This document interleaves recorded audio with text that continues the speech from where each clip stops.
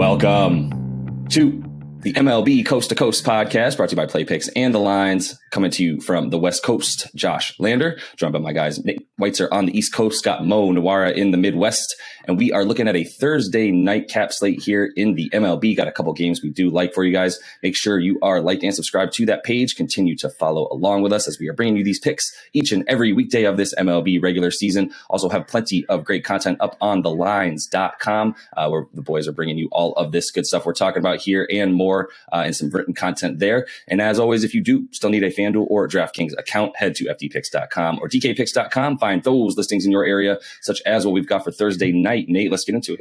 Yeah, pretty sizable Thursday night slate. I guess the MLB not worried about going up against the NBA Finals, but that's fine.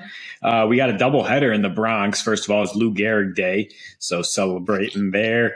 But we start the night games here at 6:40 with the Nats, plus 120 at Cincy.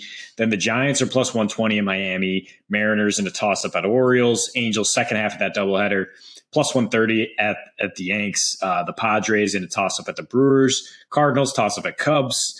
Braves minus 145 at Coors Field. And then the Mets are plus 140. So they open a big series at the Doyers. So we're keeping it National League here, though, with all three of our picks, starting with the Giants, who have started to heat up, at least offensively lately. Not the same kind of pitching powerhouse without Buster Posey managing that staff this year, but that is kind of why I'm looking at a 6.5 run total here and thinking over in Miami. I know Sandy Alcantara going for the Marlins is very, very good, but those Giants have been pesky. They've been tough to get out.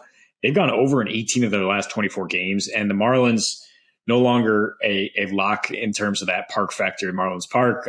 13-8 to the over at home this year. Alex Wood is going for the Giants, and we expect some positive regression. He's had a rough kind of slate of starts here at Coors, at Dodger Stadium, at Cincy. Did pitch well at home against the Rockies, who can't hit lefties on the road at all, and Miami certainly can't hit lefties anywhere, with the second worst batting average, fourth worst weighted run created plus, and an astronomical 30% K rate against lefties. Wood has handled this lineup in two straight outings with the Giants. It really goes back years with him when he faces the Marlins. His last 11, 8-1 with a 1.37 ERA against this team. The xFIP and Sierra are much better than his ERA. He's drawing a lot of contact on pitches out of the zone, starting off with first strike. So I think we like the Giants here at plus money, at plus 125, because it's pretty much a toss-up in terms of the talent of these pitchers. Giants have more talent at the plate and more in the bullpen.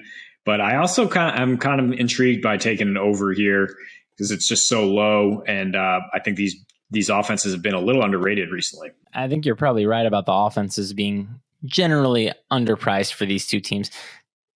Miami should hit better than they've hit. They've been really unlucky so far, I think, with their sequencing. And yeah, I'm pretty sure Alex Wood is still a very good pitcher, though. So I understand why the total is so low. These pitchers are tremendous.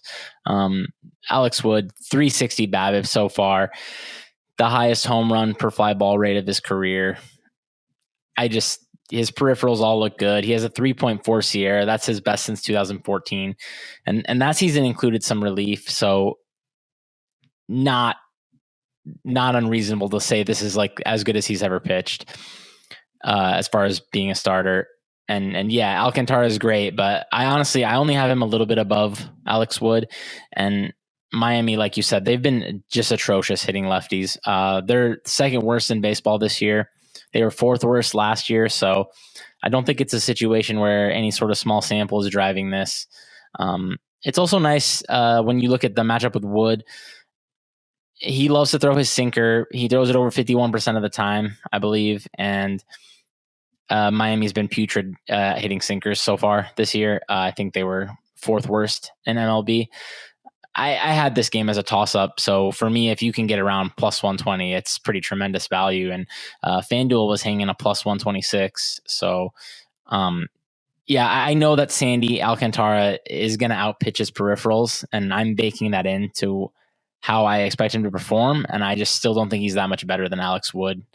So it's like you said, with the Giants having a better offense and bullpen, I just can't get this as high as the line is. Not even close. Yeah, the conversation with Alex Wood since he came to the Giants was what he's throwing as well, kind of to your point there, Mo, where, he's actually been throwing the slider a bit more this year, and that's been getting tanked each time he throws it. So I think he's definitely going to be looking to his sinker a bit more in this one. This is a matchup that's actually pretty good, probably a get-right game for Alex Wood, who last year actually was really successful 2-0 in 12 innings with just one run given up to the Fish when he took them on. So I think this is probably a good get-right game for him, as he definitely should be regressing upwards. The offense has been wild for the Giants, especially as guys have been coming in and out of the lineup with injuries over the last week or so, and they're still in their last 12 games or so have really climbed up the rankings in their offensive categories, especially led by young Yastrzemski there. So that I think we can expect a little bit more of that for them tonight, and Alex Wood to be pretty impressive. So it's easy when you get to face the Phillies bullpen every day. Also true. Yeah, it helped yesterday in that 6-5 run, the game that went over for sure. So let's move it on here, guys, to the Padres, who we like taking on the Brewers in Milwaukee. Got Sean Manaea, Adrian Hauser, a couple pretty decent matchup here. We'll see what we get from Manaea, who's definitely on the upswing, I think. But Mo, start us off here with the Brewers and the Pods. Where do you look? Yeah, so this is one I hit last night at plus money. Very happy with it. I still think it's playable. Maybe up to -110. I do think the Pods should be favored here. Just kind of a theme, honestly, today. We have another team here that doesn't hit lefties in the Brewers. They're fourth worst in baseball, 84 WRC plus. They built their lineup very heavily around lefties. So with guys like Rowdy Tellez, Colton Wong, it makes sense that they're going to hit righties better. And then top it off, Hunter Renfroe. He's probably their best lefty killer, 140 career WRC plus with the platoon advantage. He's on the IL. And yeah, Sean Manaea is a good lefty. Again, another guy who's maybe pitching the best of his career, 3.55 Sierra so far, 13.5% swinging strikes. He's never been that high. His chase rate is the best it's been since his rookie season.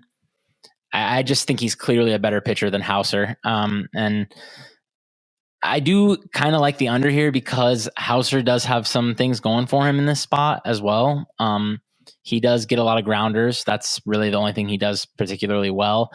But the Padres are top 10 in grounder rate.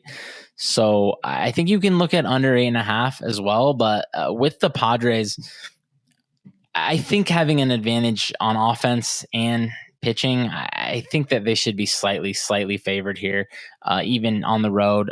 I don't think I'd play it past like -110, but yeah, I'm just looking to take advantage of basically a Brewers lineup that I just don't think is going to do much at all against Manaea.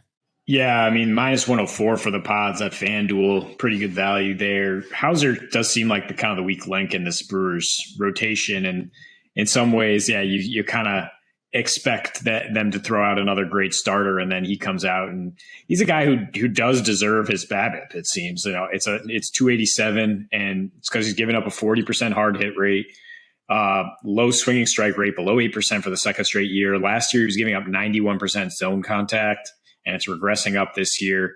His fastball rate's negative after being great last year, according to Fangraphs. And Milwaukee's now lost 4 straight starts with him on the mound. So Manaea, the Maniac, always a bit of a boom bust option, in my opinion. But I think, yeah, you look at Milwaukee's numbers against lefties, and you got to think it's more boom than bust in this matchup. So I would take the Pods for sure. We'd even consider the run line maybe if Hauser could have another blow up like he did against the Cardinals last time out.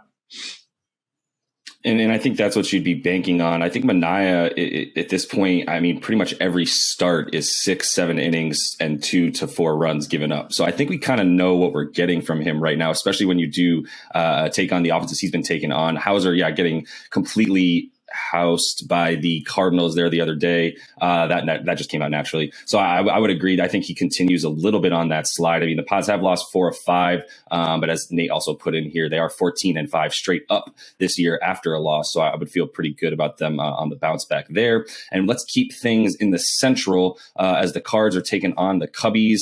Nice little rivalry game there. -108 is the money line for the Cards. Start us off here, Nate. Where are you looking there in Chicago? Yeah, I mean, it's a really impressive prospect on both sides. I mean, but Liberatore is definitely the more highly touted prospect going for the Cardinals, making his third start. I mean, he was a stud in AAA this year, and they just waited for the right moment, brought him in, Nolan Gorman up on May 21st, and they're 8-3 since bringing up those prospects. The Cards have dominated the Cubs last year. I mean, of course, they were heading in opposite directions this year. 11-6 against the division, 6-2 when they're road favorites.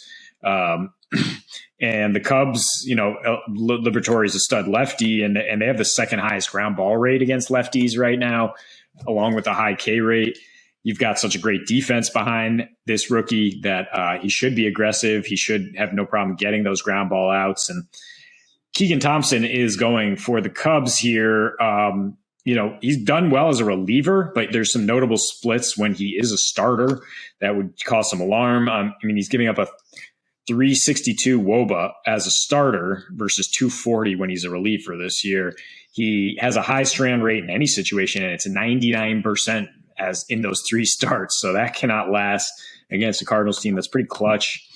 And he has some reverse platoon splits where he's better against lefties. And this is a righty heavy Cardinals lineup that I think will get to him and keep it rolling for St. Louis. Yeah, Keegan Thompson's an interesting case. He's been a lot better this year, but I'm not really sure what's driving it. He has a 93% left on base. So I see that, and obviously need a little bit of alarm bells there, but walks were a huge issue last year. They're not a huge issue so far this year, but he's not hugely improving his zone percent or first strike or anything like that. So I'm just a little bit confused, especially, I'm looking through his pitches. I'm not seeing a major change in his pitch mix. I'm not seeing any major velocity bump. So and he wasn't really a prospect of any note. So I guess I'm just with the computers. The projections expect him to be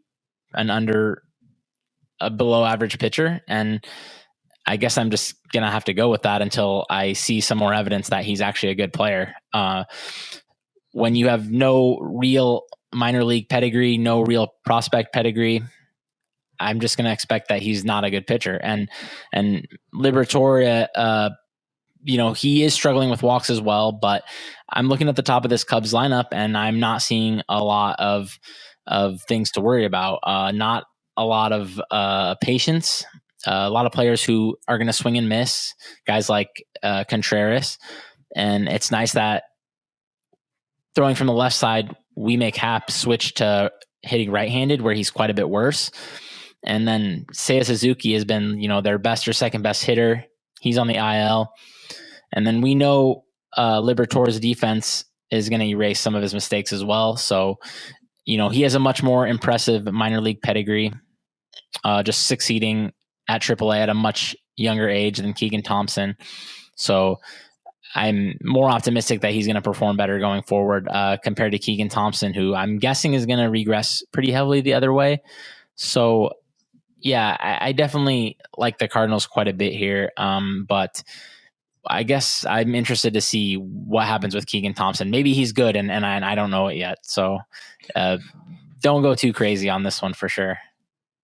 My thoughts exactly. It's really about what you don't necessarily know about Keegan Thompson. I kind of think these guys are similar in a lot of ways, despite obviously throwing for opposite sides of the mound. But the sort of relying on not on contact not being made, on the barrel not getting onto the ball, on a really low really good exit velocity for these guys as well. It's just about not getting hit hard. And if they do leave something kind of hanging, then it does get hit hard. But the last couple of starts for them, for both these guys, have been really quality starts there, going about 5 or 6 innings with just one or less runs given up from both of them. So I think there's something to like there in the starters. And yeah, that Cubs lineup looks completely depleted right now. Obviously, if the Cards were going up against a lefty with those lefty killers, it might be a little bit scarier to take any kind of under as well if you're considering that. But I think the Cards is a fine bet here, and not even necessarily needing to worry about the total. So that is all the time we have for you guys in this one. Make sure you are liked and subscribed to that page. Continue to follow along with us as we will be back with a video with you guys each and every weekday of this MLB regular season. And until we see you next, happy betting.